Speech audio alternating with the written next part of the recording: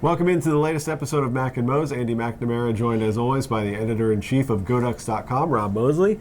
We won! We won! Go Ducks! Ducks defeated Arizona State at Autzen Stadium. It was a 19-point margin at the end. It really didn't feel like a blowout, even though the final score seems that way. But I think that the real positives that you can take away from this game, outside of the performance of true freshman quarterback Justin Herbert, was the way that Oregon sort of managed this game. They were able to score early. They had a much better start than we've been used to.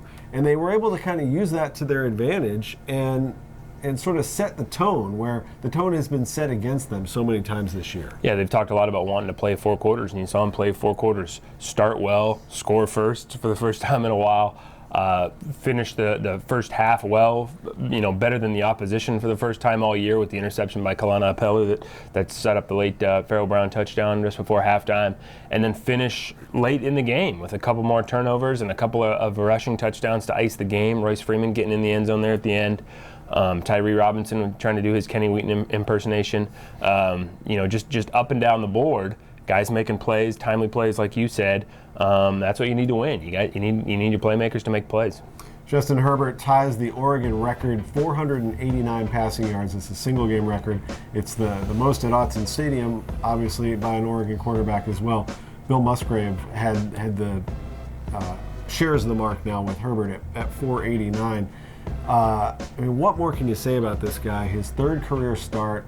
He seems unflappable back there. The comparisons to Marcus Mariota are rampant right now, and Mark Helfrich is quick to kind of try to throttle those back. But ball don't lie. The stats are there, and it makes it really tough not to compare. When you just look at the sheer numbers, they're off the charts right now. And the thing about his post-game demeanor too plays right into that. Just how selfless he is. I mean, he's sloughing off any personal praise. Just happy that the team got the win. I mean, he's saying all the right things. Not showing a ton of personality, but a little bit too. I think he's still getting used to being in the spotlight. But just the poise he handles himself in the spotlight on and off the field, it does remind you of number 8, and happy birthday to Marcus this past weekend, by the way, as well.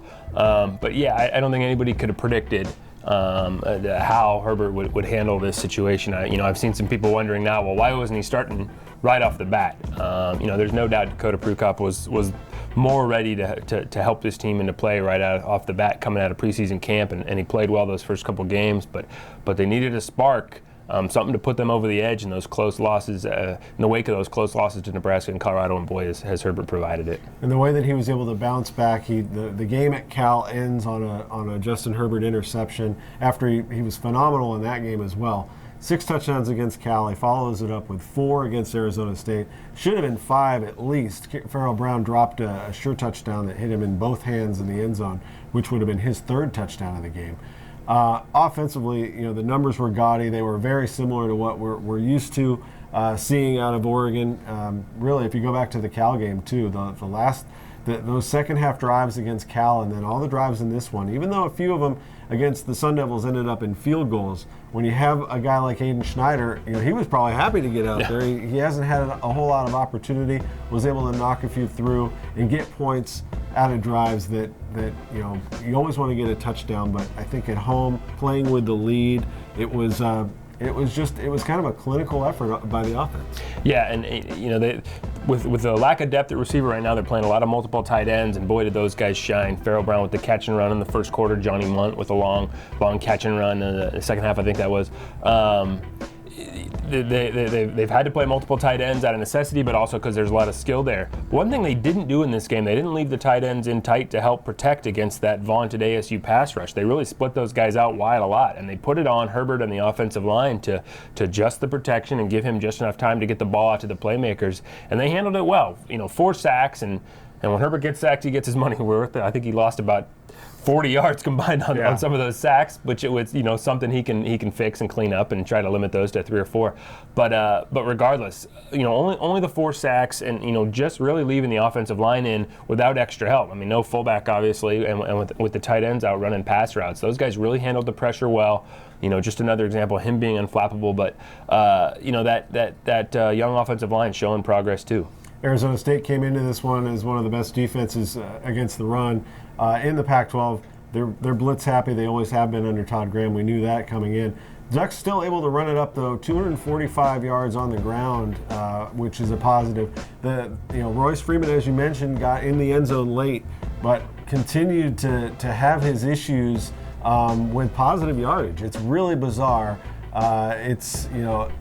He appears healthy, but for whatever reason, he's having a hard time. This is just a weird stretch to watch him have to go through. And at some point, Royce is going to be back and watch out, because during his sort of slump these last couple games, he has 32 carries for 48 yards, which is just not Royce Freeman, obviously.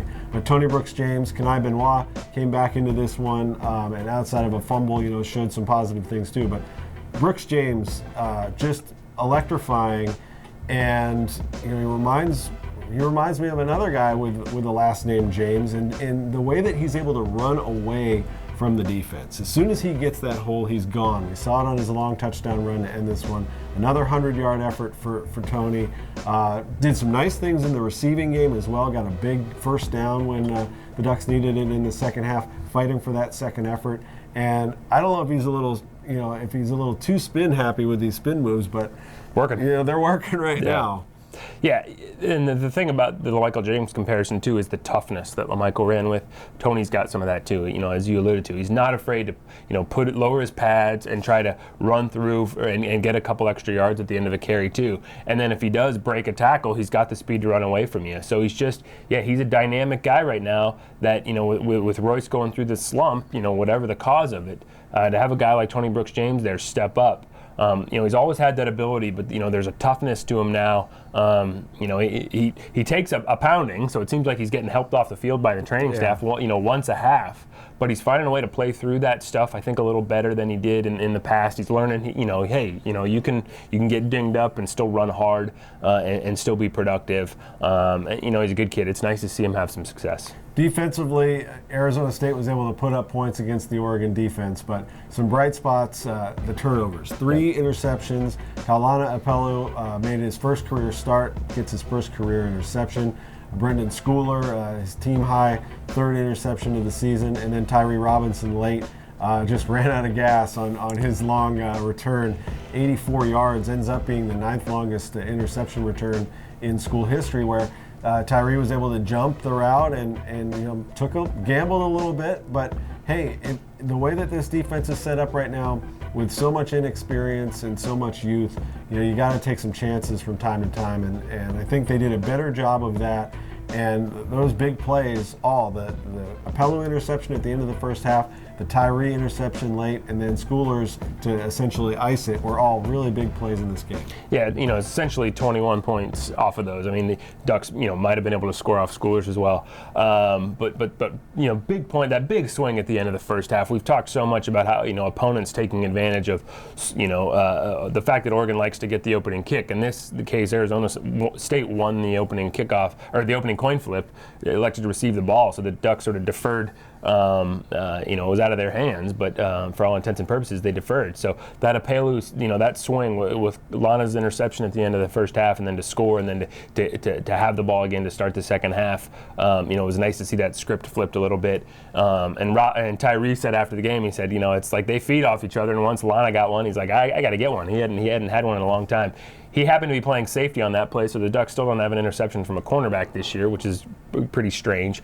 But then Schooler too. That's 3 picks for him now. He's 1 off the Pac-12 lead.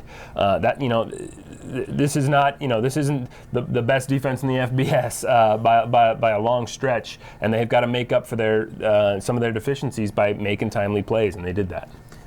Troy Dye leads the team in tackles once again, another true freshman. Gary Baker gets his first career start. Gary was on the scout team about 10 days before his first career start.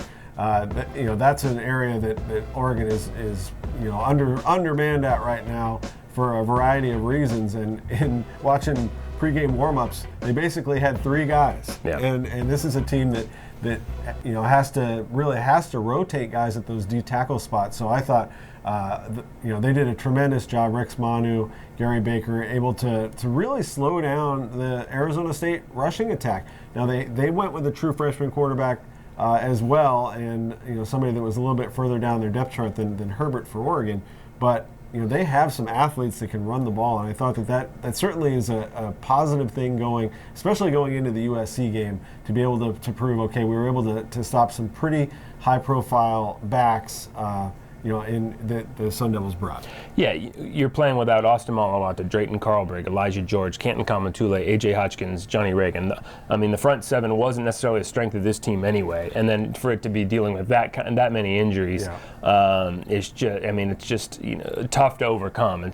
But when you're clicking offensively the way the Ducks are now with Herbert, and then you make some timely plays defensively with those interceptions, you can find a way to get past that. Is that going to be a winning formula every week? I don't know. Arizona State obviously had a ton of injuries. This was, if the Ducks were going to get back on their winning ways, that was a week to do it against an opponent to do it against, at home against a team that's dealing with just as many injuries, if not more, than Oregon. But they had to make those plays, and sort of tying this back to where we started. The playmakers made plays. They came through when they had to, and after 5 straight losses, what a relief that was. Well, they, not a whole lot of time to celebrate this. The Ducks back on the practice field this week, trying to get ready for USC, who will be a big favorite at home, a team that Oregon has kind of had their way with in recent years, and I'm sure the Trojans will try to flip the script on that on Saturday. We do have a game time for that. It's now 4 o'clock. It's ESPN, so this is a primetime game, East Coast, 7 o'clock on the East, 4 o'clock on the West. They got the big crew. Joe Tessitore is doing play-by-play, so maybe a little Pac-12 after dark action. Interesting perhaps. Things happen when Joe Tess is in the booth. Exactly. So it should be a great game to just to sort of see, okay, what's Oregon's next step after being able to finally break through, get the victory. The 6-win plateau is still attainable at this point as far as the postseason goes, but still a lot of work to be done. Till later in the week when we do preview that game. If you have anything for us, get to us on Twitter. I'm at McNamara UO. He is at Duck Football. Till next time, we'll see you.